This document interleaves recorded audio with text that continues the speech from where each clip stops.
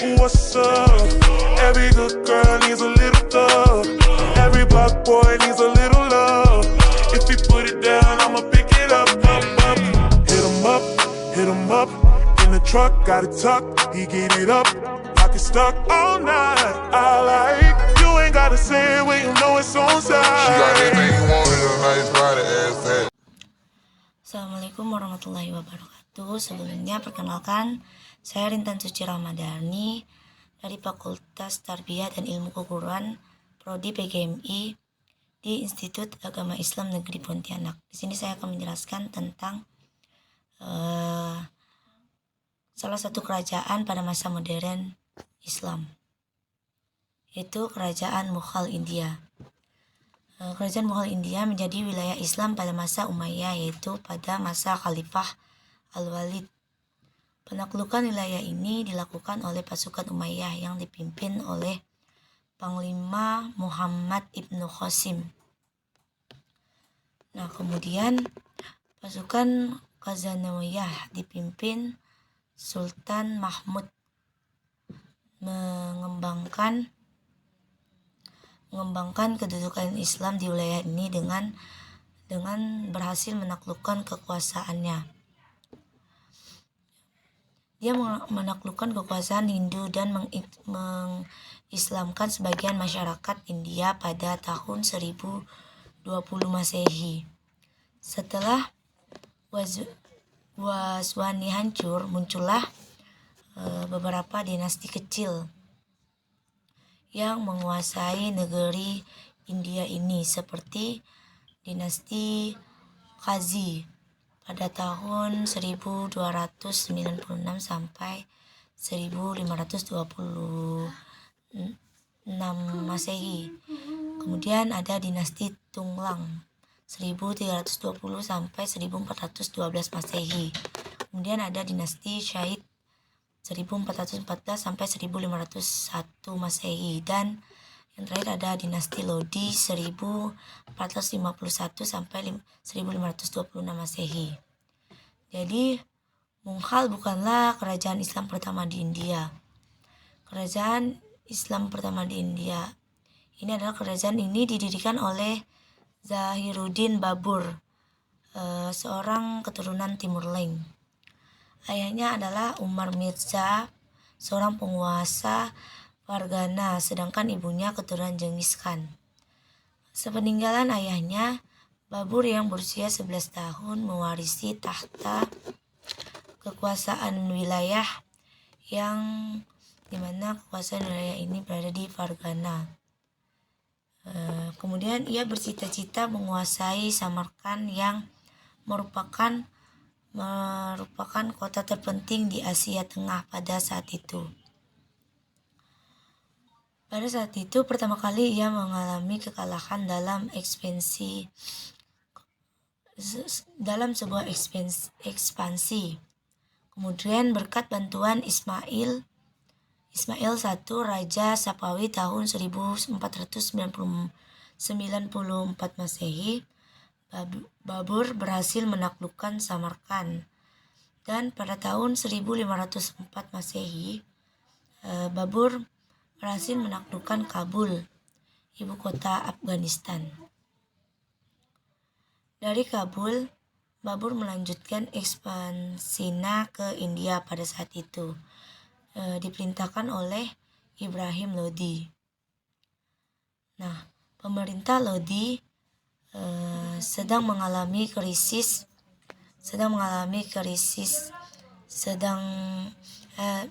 yang sedang melemah pertahanannya, sehingga Babur dengan mudah berhasil mengalahkannya dalam upaya menguasai wilayah India. Babur berhasil menaklukkan Punjab pada tahun 1526 Masehi dalam pertempuran di Panipat. Babur memperoleh kemenangan sehingga pasukannya memasuki kota Delhi untuk menegakkan pemerintahan. Babur dengan pemimpin Muhammad Lodi. Pada pertempuran dekat Gorga, Babur dapat menumpas kekuatan Lodi pada tahun 1529 Masehi. Setahun kemudian, Babur wafat. Sepeninggalan Babur tahun 1530 Masehi, tahta kerajaan Mughal diteruskan oleh anaknya Humayun. Sekalipun pada masa Babur berhasil menegakkan Mughal dari serangan musuh, namun Humayun tetap saja menghadapi banyak tantangan. Ia berhasil meredam pemberontakan Bahadur Shah, seorang penguasa Gujarat yang bermaksud melepaskan diri dari Delhi pada tahun 1540 Masehi. Humayun mengalami kekalahan dalam peperangan yang dilancarkan oleh Sher Khan dari Afghanistan. Ia melarikan diri ke Persia di pengasingan ini ia menyusun kekuatannya. Pada tahun itu, setelah 15 tahun menyusun kekuatannya, Humayun berhasil menegakkan kembali kekuasaan Mughal. Setahun kemudian, Humayun yang merupakan raja yang cinta ilmu itu meninggal dunia akibat jatuh dari tangga perpustakaannya. Humayun kemudian digantikan oleh anaknya, yaitu Akbar. Akbar pada saat itu berusia 14 tahun. Dikarenakan dia masih muda, maka urusan kerajaan diserahkan kepada Bairun Khan, seorang Syi'i. Di awal masanya, pemerintahan ini menghadapi pemberontakan sisa-sisa keturunan Sher Khan Shah yang berkuasa di Punjab di Agra. Timbul kekuatan Hindu dipimpin oleh Himmu yang berhasil merebutkan Arga Gwalior. Pasukan pemberontakan itu kemudian berusaha memasuki Delhi. Nah, terjadilah sebuah peperangan yang dahsyat. Pada tahun 1556 Masehi, pasukan Himmu dapat dikalahkan Himmu dieksekusi. Kawasan dikuasai Mughal kembali. Setelah dewasa, Akbar berusaha menyingkirkan Bairam Khan karena terlalu memaksakan paham Syiah.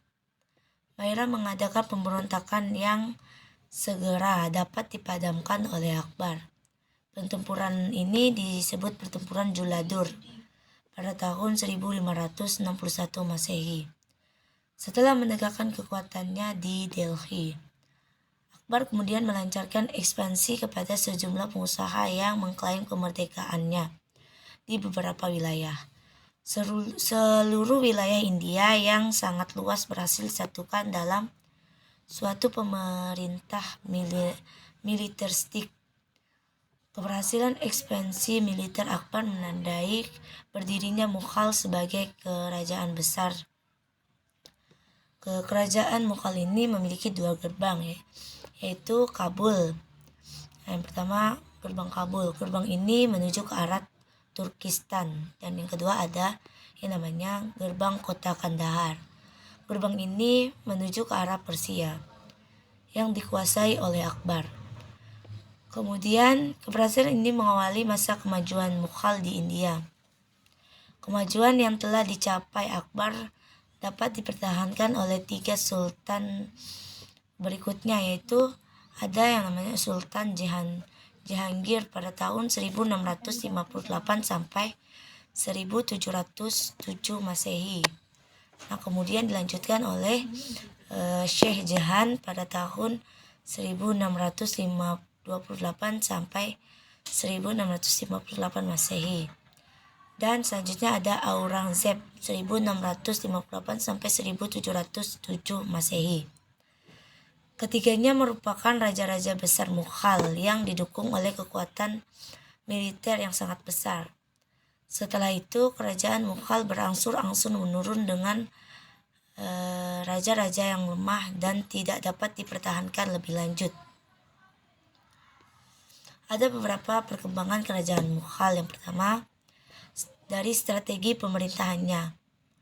Bentuk strategi pemerintahannya yaitu militeristik.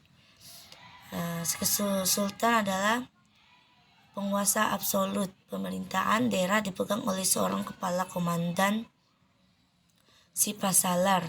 Sedangkan Distrik dipercayakan pada pemimpin komandan atau fauzar.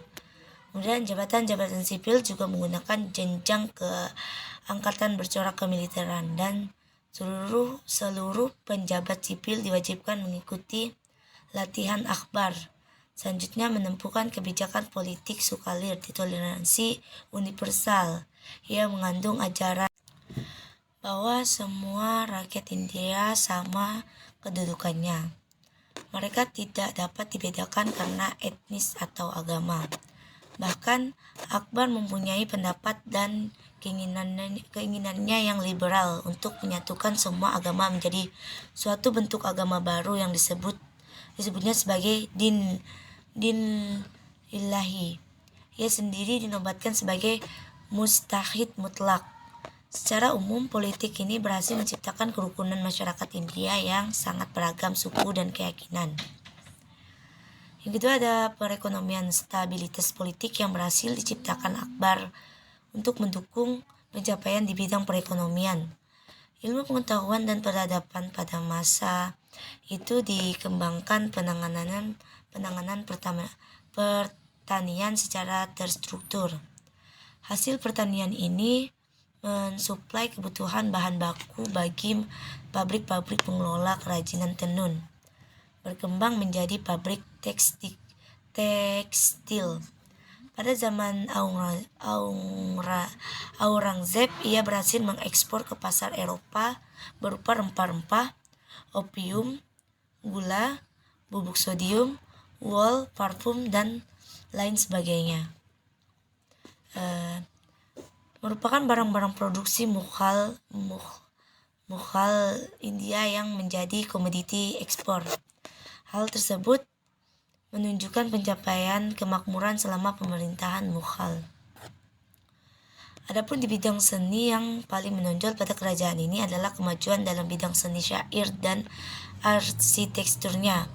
Sebagai bidang yang mencapai kemajuan yang sangat besar di kerajaan Mughal, sejumlah bangunan peninggalan Mughal yang indah dan mengagumkan masih dapat disaksikan hingga sekarang. Misalnya Istana Fatur Sikri, villa, dan sejumlah masjid yang indah dibangun oleh Shah Jahan, yaitu Masjid Agung Delhi dan Istana di Lahore.